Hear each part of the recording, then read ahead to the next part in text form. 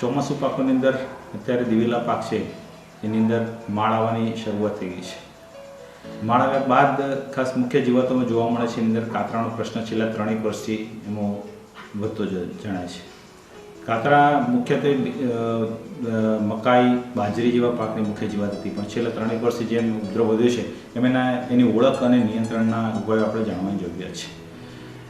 ખાસ કરીને કાતરાની વર્ષ દરમિયાન એક જ પેઢી જોવા મળતી હોય છે, પણ છેલ્લા 2 વર્ષ જોઈએ છે વરસાદની અનિયમિતતા અથવા આકસ્મિક વરસાદ પડવાના લીધે એના જીવનચક્રમાં ફેરબદલ થયું છે. એટલે એની અંદર એનો ઉપદ્રવ છે લગભગ સપ્ટેમ્બર અથવા ઓક્ટોબર માસની અંદર જોવા મળતો હોય છે. એની જે પુખ્ત ફૂંદા નર અને માદામાંથી માદા છે એ જમીનમાંથી બહાર આવ્યા બાદ જે ઈંડા મૂકે છે એ પાનના નીચેના ભાગની અંદર મૂકેલા હોય છે. આ ઈંડામાંથી નીકળેલી જે ઈયળ છે એ શરૂઆતમાં એકદમ સૂક્ષ્મ હોય છે. એના પછી નાના વાળ છે એ નીકળી આવતા હોય છે અને ઉપર જેમ જેમ ઈયળ અવસ્થા છે ત્રીજા અથવા ચોથા સ્ટેજ જાય છે, પાનની અંદરનો વચ્ચેનો જે ભાગ છે એ ખાઈ એને નુકસાન કરે છે. જ્યારે મોટી અવસ્થાની ઈયળો છે ઘણી વખત પાન સિવાય પણ ઉપરના જે આવતા જે ડોડવા છે ડોડવાને પણ કોરી ખાઈને નુકસાન કરતા હોય છે અને ઘણી વખત ઉપરનું જે હરિતકણનો ભાગ છે ખાઈ એને નુકસાન કરે, એટલે જેથી કરીને દિવેલાની અંદરના દાણા છે ભરાતા નથી અને દિવેલાની અંદરના બીજની અંદર છે તેલનું પ્રમાણ ઘટતું હોય છે, જેથી કરીને ઉત્પાદનમાં ઘટાડો જોવા છે. ઘણી વખત આ જીવાતને લીધે દિવેલા જ્યારે વીણવાની ક્રિયા ચાલુ હોય ત્યારે પણ જે માણસો અંદર વીણી કરતા હોય એના શરીર પર ઇરિટેશન થવાની અથવા તો ખંજવાળવાની પણ ઘણી સંભાવનાઓ રહેલી છે.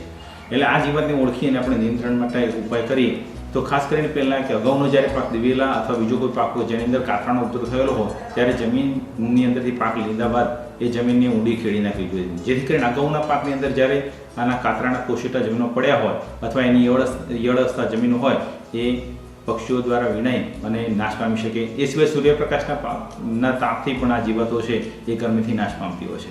ત્યારબાદ એના નિયંત્રણ માટે આપણે ખેતરની અંદર ફેરોમેન ટ્રેપ પણ લગાવી શકીએ. તો હેક્ટરે 8 થી 10 સંખ્યામાં ફેરોમેન ટ્રેપ લગાવીએ તો આ કાતરાના જે પુખ્ત ફૂંદા છે એમાંથી નર અવસ્થા એમાં પકડાઈ જાય અને એની જે સંવહનની ક્રિયામાં વિક્ષેપ થવાથી આપણે આગળની પેઢી છે આથી અટકાવી શકીએ. ત્યારબાદ એના નિયંત્રણ માટે ખાસ કરીને ખેતરની અંદર બીલી ખેડા એટલે પક્ષીના ટેકા મૂકવામાં આવે, જેથી કરીને પક્ષીઓ ત્યાં બેસી શકે અને આ જે ઈયળ અવસ્થા છે ખેતરમાં હોય ત્યારે પકડી અને આ પક્ષીઓ છે એનું નિયંત્રણ કરી શકે. આ સિવાયના જૈવિક નિયંત્રણની વાત કરીએ તો જૈવિક નિયંત્રણ માટે ખેતરની અંદર આપણે એના જે પરભક્ષ છે ટ્રાઇકોગ્રામા કિલોનીસ છે એને ખેતરની અંદર છોડવામાં આવે તો પણ આનું જૈવિક રીતે આના જે ટ્રાઇકોગ્રામા છે એ ખેતરમાં આ જીવાતોના જે ઈંડા છે ઈંડા પર એનું જે પરજીવીકરણ કરે છે અને એનું જીવાતનું નિયંત્રણ કરી શકાય.